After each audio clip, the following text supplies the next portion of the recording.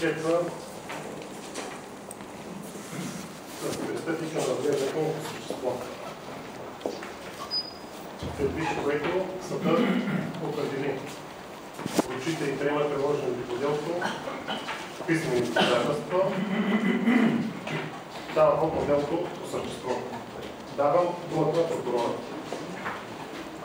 Уважаеми господин съдия, моля да оставите тези уважения искането на защитата за измиване след страната съдимо Кирил Рашков за неотклонение от задържането в стража в поле Кала.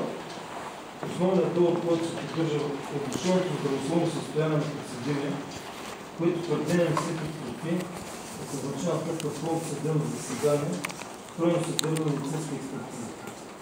На заключението на същата, след подробно извършен преглед на подсъдимия Кирил Георгиев Рашков, пребивава в затвора град Пловдив,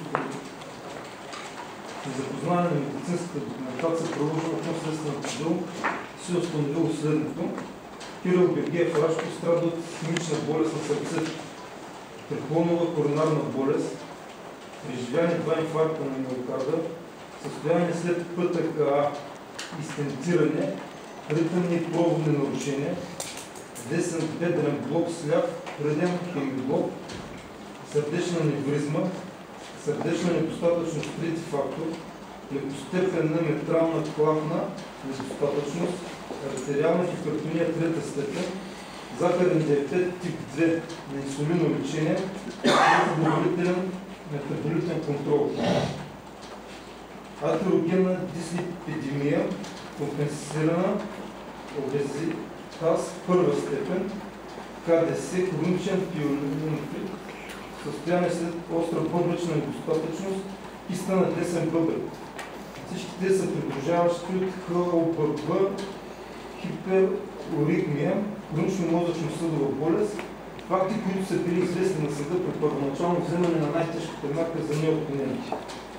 Заключението на тройната експертиза вещите лица заявява, че здравословното състояние на подсъдимия Кирил Рашков в момента на прегледа 15.12.2011 8:30 часа е задоволително за посочените по-горе хронични заболявания на фона на постоянно провеждане на медикаментозно лечение.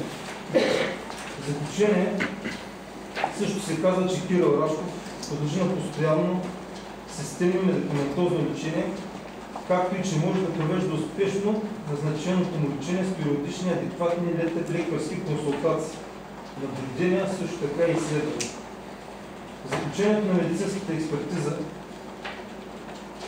категорично се казва, че дори при сериозно влошаване и спешна промяна на здравословното му състояние могат да бъдат извършени такива консултации и изследвания в специализираната болница за активно лечение за лечение от свобода в град София. И там на място да бъде преценена възможността за продължителен престой в условията на затвора. След проведени прегледи и изследвания от страна на вещите лица, на Кирил Рашков има назначено допълнително медикаментозно лечение и в края на заключението на медицинската експертиза е направен безспорният извод, че здравословното състояние на подсъдимия Рашков не му пречи да възприема, да анализира повдигнатите му обвинения и да участва адекватно в наказателното производство. Ето защо, с оглед на сходното и на основание член 256 алинея 3, считам, че липсват нови основания и доказателства за отмяна на мярката на неотклонение, тъй като няма промяна на здравословното състояние на подсъдимия Кирил Рашков, както и да обосноват извода, че това състояние на подсъдимия е несъвместимо с условията на затвора.